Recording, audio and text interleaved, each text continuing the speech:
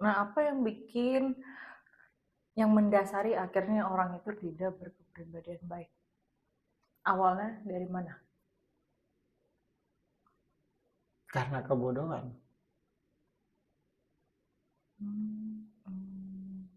Orang cerdas pasti baik.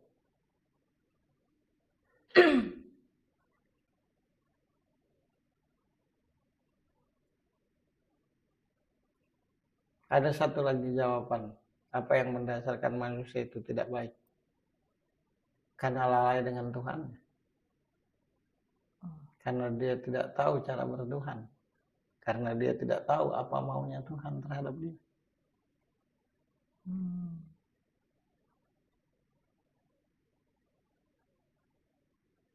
Karena dia tidak tahu untuk apa dia diciptakan.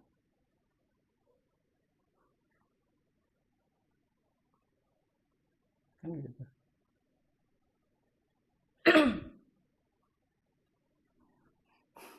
Manusia itu kalau selalu ingat Tuhan ya pasti itu baik.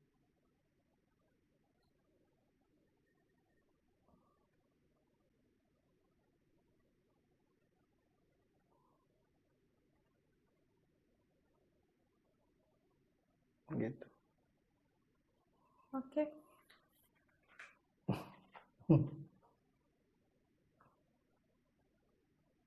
Ya, aku nggak suka aja gitu maksudnya. Di mana-mana muncul seseorang itu selalu di mana-mana muncul, cuma kerjaannya cuma begitu-gitu aja. Gitu.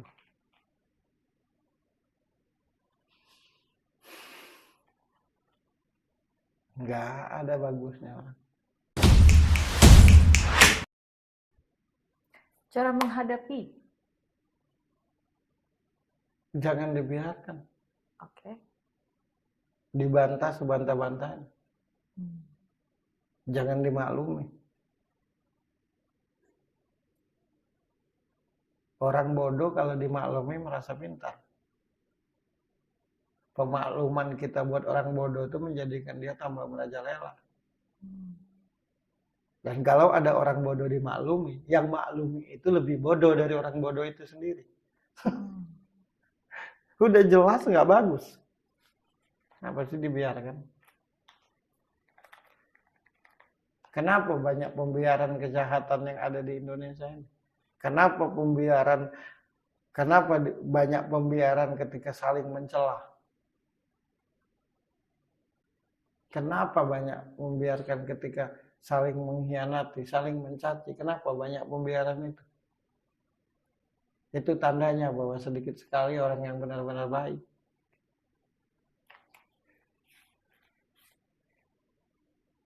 Yang benar-benar baik ya.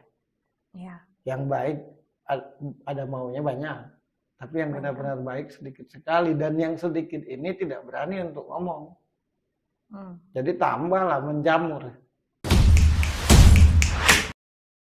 Ya rada beda cara ngomongku kali ini. Kesal aku. Ya jujur aku kesal.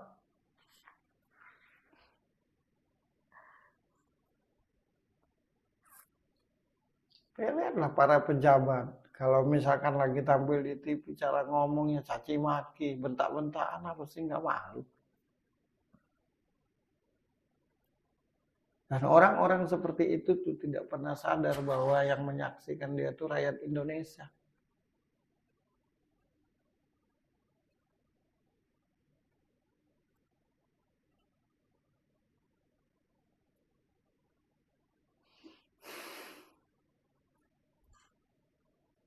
Jadi kebodohan-kebodohan itu yang gue gak terima.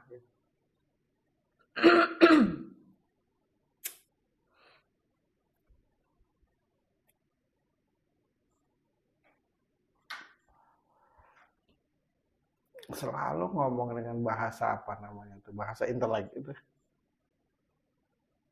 Ya, seperti itu.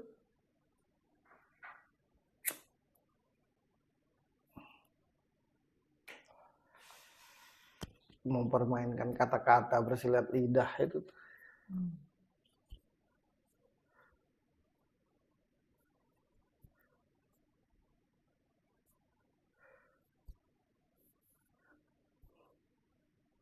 senang lah berargumen, berdebat tuh senang, bangga ketika bisa mendebat. Dan ketika yang didebat tuh diam, merasa udah menang. Padahal yang diam tuh ngetawain aja dalam hati. Karena kalau dilanjutin nggak udah-udah. Ya yang mendebat tuh pun bodoh. Dengan gue kalau mau berdebat mah.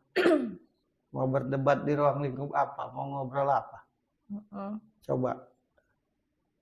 Nah, baru Pak ini musuhnya tuh. Ini teman debatnya tuh. Siapapun yang mau berdebat. Aku sudah tahu arahnya itu kemana. Hanya untuk mencela. Kalau lo kan nggak bisa baca. Jadi bisa jadi iya, bisa jadi tidak. Kalau gue bisa baca. Ada juga satu kata-kata Rocky Gerung. Ayat kitab itu fiksi. Kitab suci fiksi. Apa?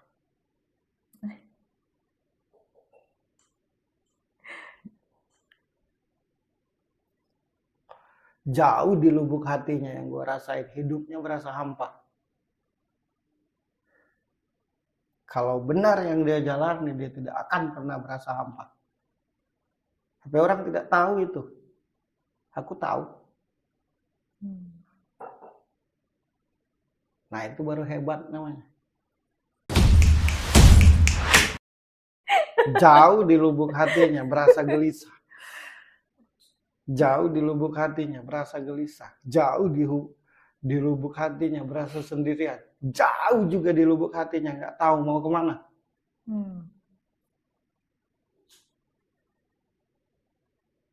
Mau aku ceritakan secara detail. Nah orang yang tidak paham hebat, pintar, cerdas. Yang mengatakan dia pintar, cerdas pun bodoh. Lebih bodoh dari dia.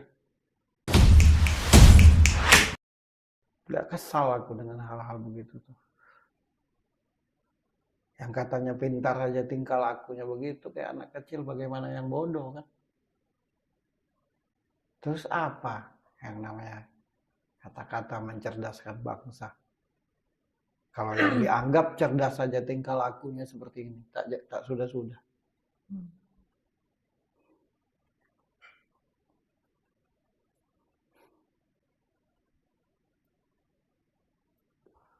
Menurutku bukan karena pemahamannya, bukan karena kecerdasannya, karena pribadinya aja. Yang cengeng, itu tuh efek dari kecengengan. Nah ini lagi nih, orang kebanyakan mengira cengeng itu orang yang sering menangis. Nah cengeng menurut lo ini apa? Orang yang tidak terima keadaan hidupnya. Orang yang merasa sepi hidupnya. Orang yang merasa gelisah hidup. Orang yang merasa hampa dalam hidupnya. Itulah cengeng. Karena dia tidak tahu jalan keluarnya apa dan mau apa. Akhirnya menyalah-nyalahkan orang lain aja. Itulah orang yang cengeng. Orang yang menggunakan mulutnya untuk mencela orang. Itu orang cengeng. Orang yang menganggap remeh orang lain. Karena banyak kecewa.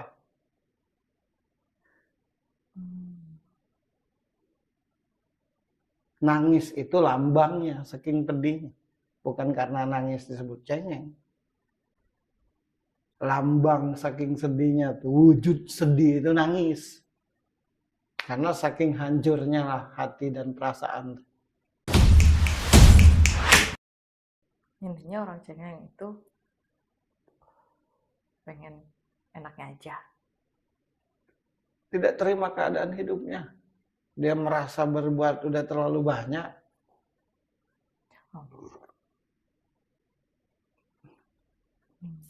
Tapi seperti tidak ada nilai. Segala sesuatu jadi tidak bernilai itu karena tidak berbuat banyak dengan benar-benar. Kalau berbuat banyak dengan benar-benar pasti bernilai. Nah, menjelaskan begitu aja banyak orang nggak ngerti. Sudah mengaku pintar gimana?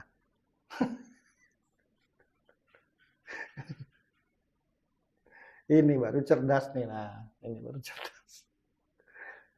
Iya, pusing aku. Aku bahas semua nanti siapapun, begiliran aja. Tunggu ya. Satu persatu. Iya. Jangan sembarangan gitu. Siapa tahu ada yang mau request gitu. Ini aku bahas satu persatu. Om Ferry bahas si ini, oke, komen aja ya, nanti gue bikin. Iya. Asal jangan bahas tetanggamu, kita nggak tahu gitu orangnya, om yang lain nggak tahu. Kalau Ferry mah tahu orangnya, yang bisa baca. Kalau yang nonton nggak tahu, nanti bahas tetangga aku dong Om Ferry. Siapa? Sebab gue paling hormat dengan orang-orang yang benar-benar berilmu. Dan gue tahu orang-orang yang benar-benar berilmu atau tidak.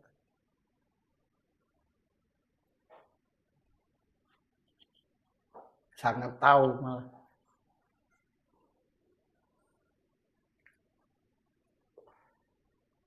Sama aja, ngapalin aja aku 100 buku. Habis itu ku debatkan dan itu dianggap pintar. Hanya menghafal apa yang dibaca, dihafal. Kemudian diceritakan, itu dianggap pintar. Itu bukan ilmu, itu menghafal. Tanda kita ini sudah mengarah kepada kebodohan adalah satu, tong sampah aja dibikin bacaan tong sampah. Sudah tahu tong sampah dibikin bacaan tong sampah, kan lucu.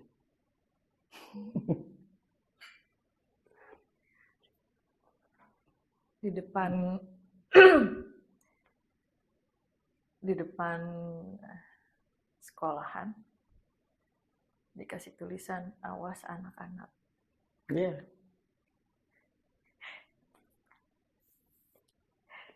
Satu persatu nanti ku bahas petinggi-petinggi ini. Tunggu kami ya. Ya jangan mereka merajalela sembarang ngomong. Padahal berkelas. Justru dengan merajalela ngomong itu menunjukkan tidak berkelas dan norak. Kalau aku mau ngomong pendek, itu hanya untuk minta diperhatiin.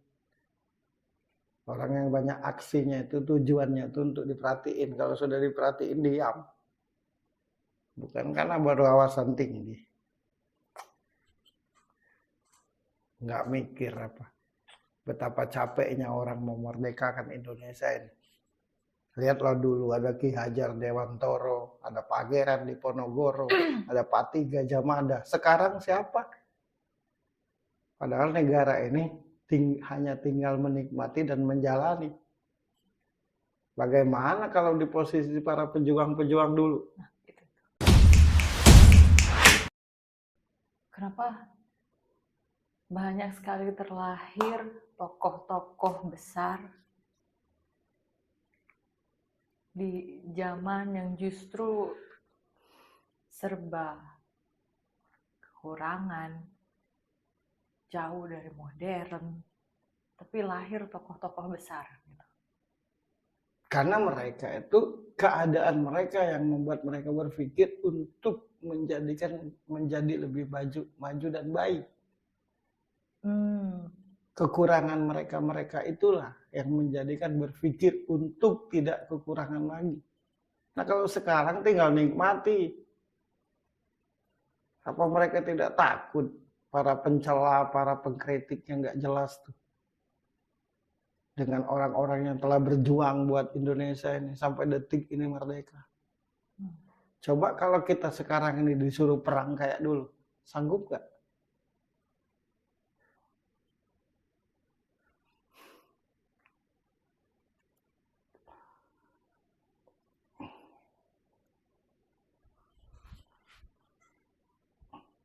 Memang susah. Kalau kita hidup cuma tinggal menikmati. Akhirnya jadi semena-mena dan merajalela. Makanya itulah gunanya proses perjuangan. Kita ini hanya meneruskan, menjaga dan memajukan. Cuma itu doang. Sedangkan orang-orang dulu memerdekakan. bagaimana tidur tidak nyenyak, berpikir, bagaimana makan kadang ada, kadang enggak. Demi Indonesia ini merdeka.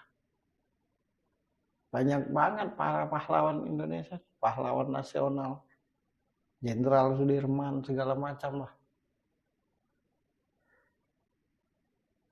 Cut Nyak-Din, R.A. Kartini, segala macam. Dan semua menceritakan, petinggi-petinggi sekarang ini menceritakan dulu, zaman dulu begitu. Ya karena membaca, mengalami enggak.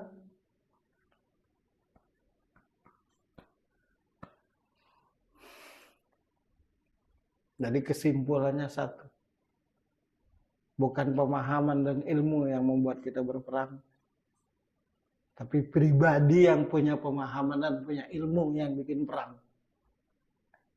Segala sesuatu itu jadi baik kalau di tangan orang baik. Segala sesuatu itu jadi jahat kalau di tangan orang jahat. Jadi pribadi yang bermasalah itu bukan pemahaman. Pribadi yang bermasalah itu bukan ilmu. Gitu. Setiap hari. Itu aja lah pembahasannya. Itu apalagi yang mau ditanya. Seperti biasa ya, di akhir acara kita akan ada pesan-pesan.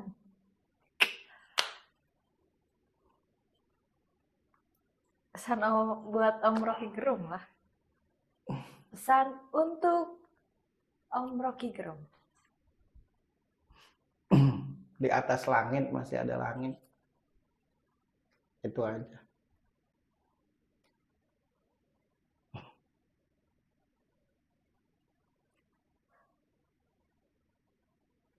Pesan untuk orang-orang yang benar-benar berilmu.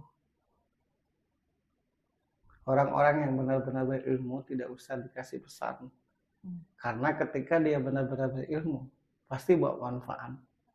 Yang tidak bawa manfaat itu yang tidak benar-benar berilmu. Berarti tadi pesan untuk orang-orang yang merasa dirinya berilmu. Merasa. Ya udah, gitu aja. Suka atau tidak, setuju atau tidak, mengerti atau tidak, semua tergantung sudut pandang. Saya Burgi Putri dan Ferry Cowboy. Sampai ketemu lagi di tema kita selanjutnya. Bye.